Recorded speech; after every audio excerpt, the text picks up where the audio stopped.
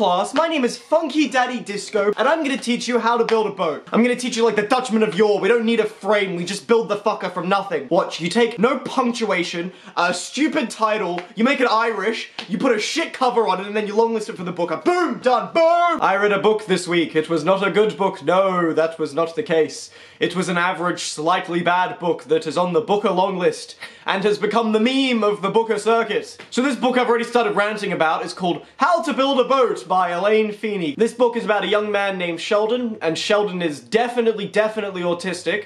Yes, Sheldon. Let's say, hypothetically, I am a Barbie girl. And Sheldon is building a boat, even though he doesn't want to, and he's building this boat with his two teachers, called Tess and Tug, and Tess and Tug have their own dramas going on, and nothing else happens. The book says it's about a boy searching for his mother. Nope, that's not true. It's just about a boy fucking about in school, building a boat, and then sailing away, hopefully around the Cape of Good Hope where he can get flipped. Right, here we go. I want everybody who likes this book in the comments to tell me why there's no punctuation or speech marks. If you give me a good enough reason, I'll give this book a 10 out of 10, I'll suck its dick. But I need to know, look, here's the first paragraph, alright? I'll put it up on the screen. Jamie said, "When I grow up, I will be as tall as these trees," and he sprawled fast like a salamander along a trunk. He climbed to the first branch where Owen said, "Whoa, Jamie, careful," and lifted the boy back to the ground. Alright, now it's time for me to get my fucking dissection tools out like I'm cutting into a frog or something. So in the first sentence, after the supposed dialogue, there's no comma, which means that the reader's eye cannot naturally distinguish between the action and the dialogue. And you have to use your brain to understand what was said and what was done based on what you can assume from the sentence. However, in the second sentence, there is a comma between the dialogue and the action, which means that you don't have to do that. So from the first two sentences, I'm already confused. There is also, instead of dialogue breaks and quotation marks, the author uses colons and semicolons instead, like we're in the fucking 11th century AD. There's this fucking Joycean instinct in the Irish to just make the writing as hard to read as possible. Let's just fucking scour that nation from the earth. There's also this massive aversion to quotation marks in modern day literature, because I think people think it makes their writing look more unique and interesting, and I don't know why that's the trend, to make it look more interesting by removing a key fucking function of the writing. Oh yes, to make my prose seem more interesting, I'm going to remove the last letter of every word in the book. Oh, you won't expect that, will you? No, I won't. All these young writers are acting like punctuation is gonna fucking infest them with E. coli or something. Some of this book is also written in like small incomplete sentences with the formatting pushed in when it's like in the head of the of Sheldon. And I don't know why it's doing that. It's written like poetry. I don't give a fuck. I think it's really dumb. If you read any individual page of the book, there will be at least one moment of grammar or punctuation or style that will be just to fit in with the book's kind of style of organized chaos, and that would be fine if the book didn't have the most fucking predictable, boring plot on earth. Ah yes, my book's about a kid making friends at school. This is the perfect time to implement my fucking Ulysses techniques. Every word and sentence choice should be justified. That's why I don't like some modern poetry books that I have read. Because they can't justify every choice that they make. They just go, I don't know, I think it looks cool, I don't know, fuck it, I don't know. Like, why is the formatting pushed in these weird single sentences? Why is there no capital letters on the front? You won't be able to justify it. You'll just be able to say, well, because it fits in with the style. Like, but I think your style is shit because it doesn't fit with the point of the book or the plot of it, because the plot is so fucking boring and so fucking YA. Like, why did you do that? There was no need for it. There's also an attempt to shift between young Sheldon's viewpoint and the viewpoint of some of the teachers, including Tess, where the writing's slightly different. I appreciate the effort, but I can't say I feel like it did enough to distinguish the two. I feel like the character Tess is still prone to mindless observations, and every now and again Tess will, I don't know, say things in a weird way that makes me think of Sheldon again. I will say I got used to the punctuation of the book, but I resented being made to get used to the punctuation of a book that, again, has a very bland, boring, bleh plot. Right, let's talk about Sheldon real quick. This kid might be the most annoying, fucking punchable little dropkick I've ever read. Of course she's not coming back, father. I am not a fool. This is not some irrationality. funny. Some of the worst dialogue ever, some of the stupidest fuck. He reads like a young Q, the Ben Whishaw variety from James Bond. That's what I was thinking of. The author's way of showing that this character is autistic is by not abbreviating words that people abbreviate in speech. Like he says I am instead of I'm, or she is instead of she's. But abbreviating words is something that autistic people do. It's not the mark of a less intelligent mind. It's an acceptable piece of grammar, but this reads like young Sheldon. I swear to God, it's like a young Sheldon omnibus, this book. I swear to fuck. There was one moment where there's some bullies that are bullying him, and they call him the F slur, and his response to that is like the hardest I've laughed in a book all year. He's like, "Oh, do you mean that word as in a bundle of sticks? I am not a bundle of sticks." Some of the worst bullying writing ever. These boys push him around and they're like, and then one of them uses the word lummox. Are you serious? Did you go to Oxford, writer? Where did you go? Is this how they bullied people in Cambridge or wherever the fuck? Is that what they did? Even a shit YA book would write bully characters better, no doubt, no fucking doubt. The way this boy's autism is shown is unfathomably cringe and unsubtle. The teachers read him a poetry at one point and he's like, "Oh, this does not compute. I cannot answer why this poet wrote this poem because I don't understand emotions. This is so weird." I feel like every single piece of media that tackles autism, I've seen people read poetry to them and they're like, "Oh, this is what poetry is like." And they're like, "Oh, this is interesting. Is this how humans are? This is so interesting." He's rude to everyone. He accuses everyone of hate speech. And about 30 pages into the book, I'd already written 900 words of notes. And all 900 of those words was just bullying him and calling him Sheldon. The lack of detail or punctuation in Sheldon's dialogue also made him sound more robotic and cunty. And I feel like at points that was not how I should be feeling. Here's a quote: "My life is the plot of a bad book, and therefore I have no interest in reading fiction," is one quote from him. Which sounds like something Robin Walden would say unironically, like, I don't know, this kid sucks, I hate him. He speaks like a supervillain. He speaks like he has his fingers steepled at all times, like he's Magneto or something. Here's a quote from the book. "Yes, it has been an interesting experience, a highlight. Maybe one or two moments in particular have been good. But like I said, this boat, it's erratic.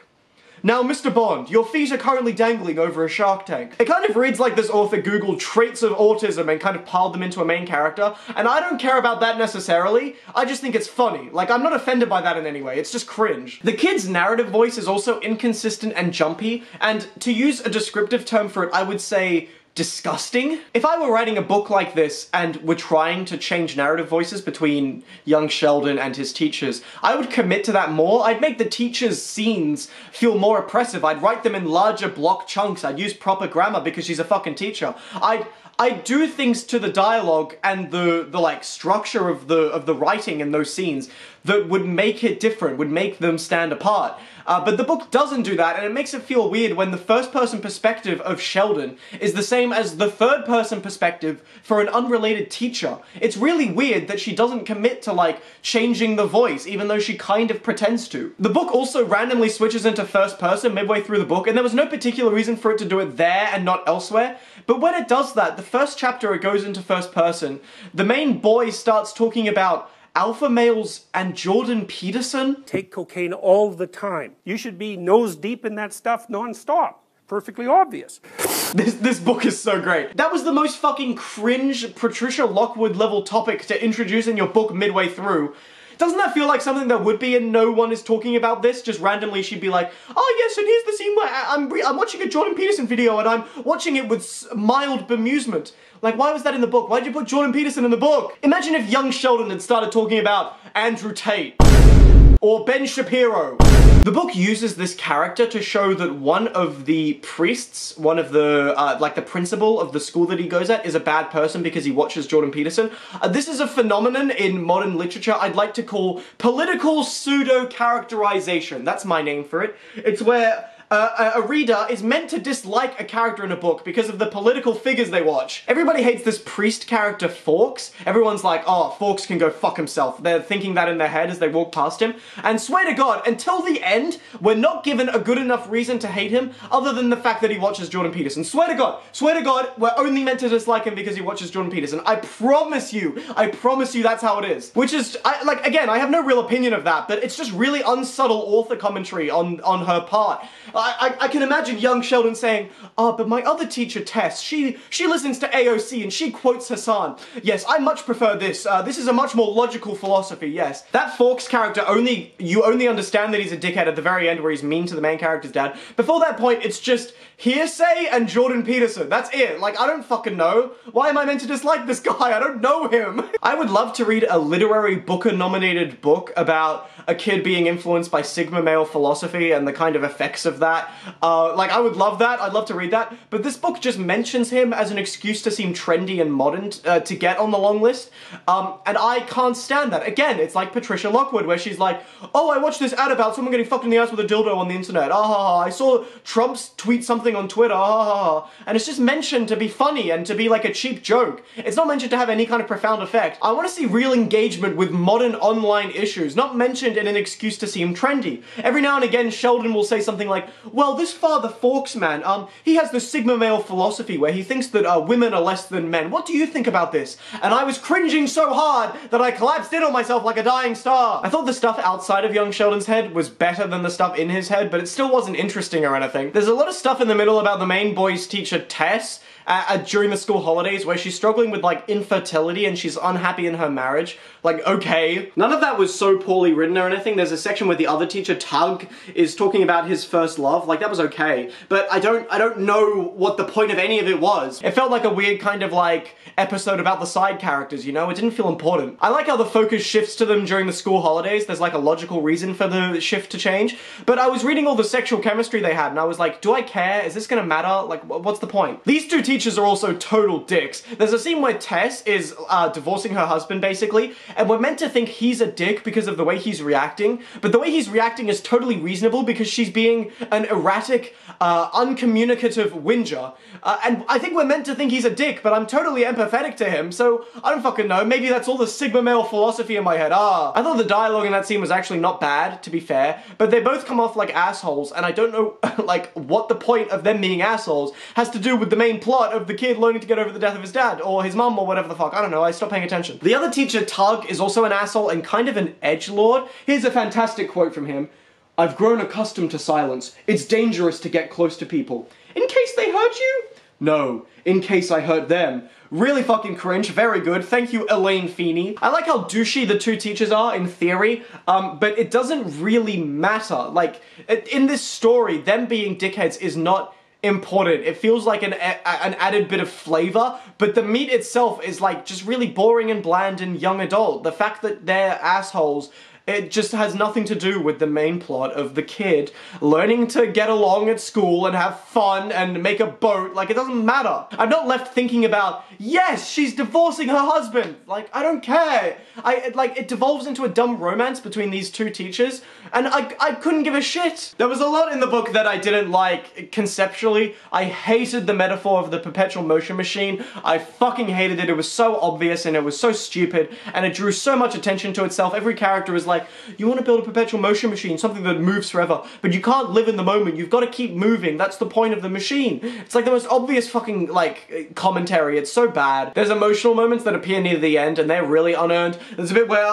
Sheldon, his autism gets triggered, and he kicks something at someone, and a mum starts yelling at him, and Sheldon's dad is like, leave him alone, he's my son, and he's a good kid. And you're meant to be clapping at that point, you're meant to be standing up and clapping, well done, Elaine! But I was thinking, the dad's a character, I forgot about him. I found the ending and especially the epilogue really overemphasized and there was no deeper meaning to it. It just pretended to have it. I thought that was actually very manipulative, to have a book where nothing happens and it's focusing on these two teachers trying to fuck, and then at the end it's like, oh, this boy has finally learned how to grow up. I'm going to change the punctuation, I'm going to make it more like a poem because this is so profound. The only unique thing this book has is that the young kid is Sheldon and the punctuation is fucked. That's it. But those are not good uniquities to set you apart, because I'm going to compare that to every YA book about a young kid who finds a nice teacher and learns to grow up. Great, so this is Matilda but bad. Fucking awesome. It does read like a YA book. It reads like that stupid book Wonder or something. The most obvious comparison is Curious Incident of the Dog in the Nighttime, which is a book I love. And the reason I love that is because even though that book also has a stupid shit YA plot that doesn't make any sense, the book commits to putting you in the main character's head. The main character in that book takes a train ride and it's the most scary fucking fucking insane thriller-like shit to him and to the reader in that scene, because the author is committed to putting you in that headspace. This author isn't, because she's changing perspective. The perspective of the autistic kid is really not that different, it just has weird punctuation. The kid is just annoying, and the plot is even more boring. I can't pretend this book is as pointless as Gospel According to the New World, and it's not bad on a molecular level like Pod is, so I think if I'm being real, if I'm being reasonable, if I'm being honest, I'd give this book a 4 out of 10. It's never gonna go up, it could go down, but I think a 4 out of 10 is fair. I've seen all the friends I have on Goodreads give this book a 1 star, like that's fucking great, I love that. I also gave it a 1 star just to downvote it into oblivion, but no, it's a 4 out of 10. I don't think it's a 1 out of 10, no. It's bad, but it's not awful. It's like slightly below something I would find bland and uninspired and boring. It's occasionally engaging because it is slightly below those things, but ultimately I'm not left thinking about shit. I will say, to make the Boat fans feel better, I preferred Boat to Old God's Time, which may be blasphemy, but maybe if the old man in Old God's Time had been red-pilled, I would have enjoyed it more, I don't know.